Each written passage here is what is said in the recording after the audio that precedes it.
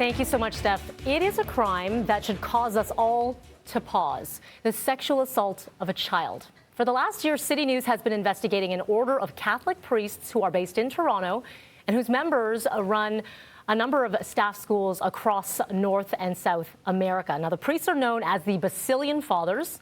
They have been in Canada for over a century, and in that time, educating tens of thousands of children.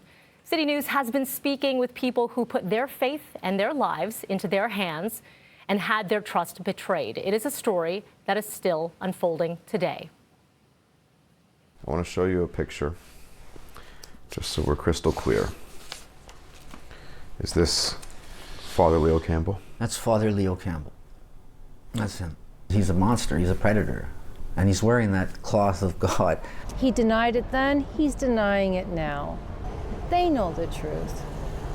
They know the truth. So shame on them. This is a global international operation, a subcomponent of the Roman Catholic Church. It is big business. And joining me now is CityNews reporter Adrian Ghobrial, who has been working on this documentary and these news pieces for months now, Adrian. And you've learned a lot, and a lot is still unfolding. So let's give a little bit of a background to our viewers on what you were looking to uncover here.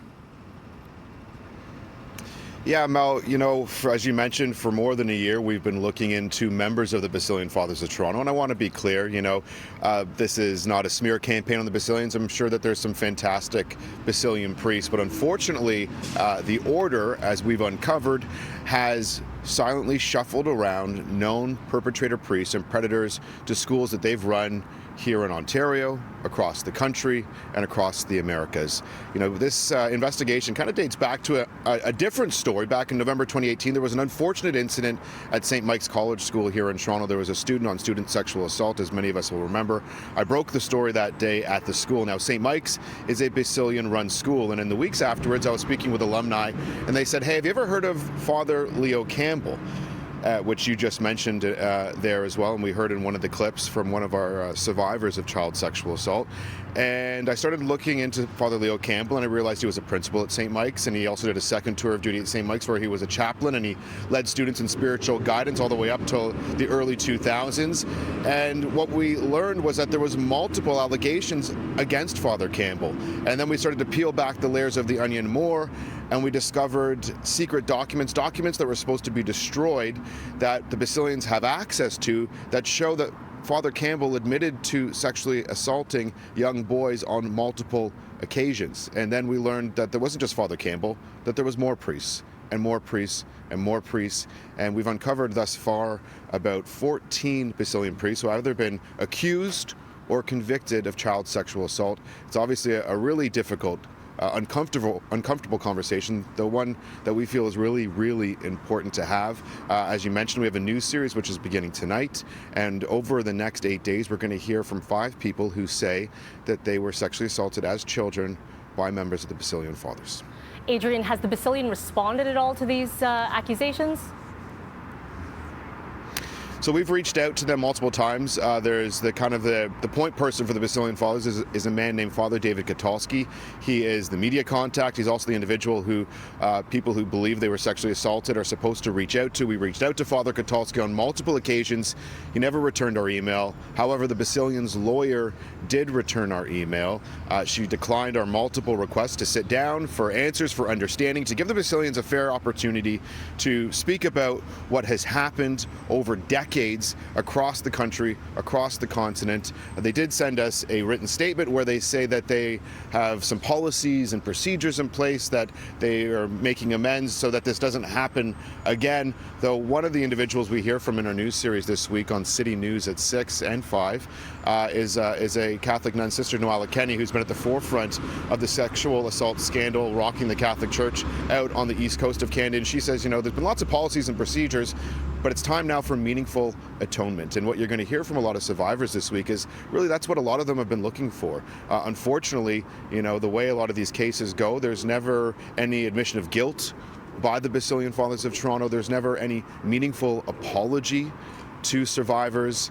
And it's some of the stuff that we've uncovered from the secret documents, from the people that we've heard, some of the twists and the turns in the story. You know, one of the priests that we look into, you know, he suddenly dies 3 days after a report is finally filed on him.